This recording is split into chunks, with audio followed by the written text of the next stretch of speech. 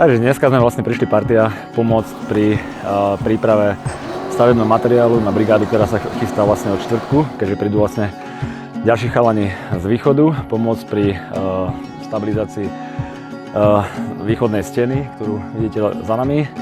A dneska sme teda okrem iného vyvážali vlastne aj dosky na lešenie, kde sa pripravili vlastne jednotlivé podležia na to, aby sa mohla tá stena v plnom rozsahu vlastne začať spevňovať. Čiže dá sa povedať, že čisto prípravné práce, pokiaľ pekné počasie na to, aby sa vlastne mohlo koncom týždňa spustiť s muravskými prácami.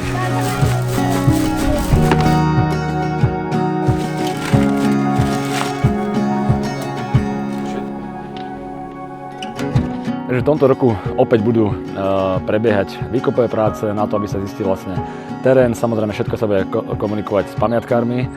No a predovšetkým sa budeme snažiť pokračovať vlastne v stabilizácii jednotlivých stien stavebným materiálom tak, aby sa čo najviac do zimy stihlo spraviť v rámci muravských prác tak, aby tá pamiatka bola pripravená na ďalšie pokračovanie v ďalšom roku.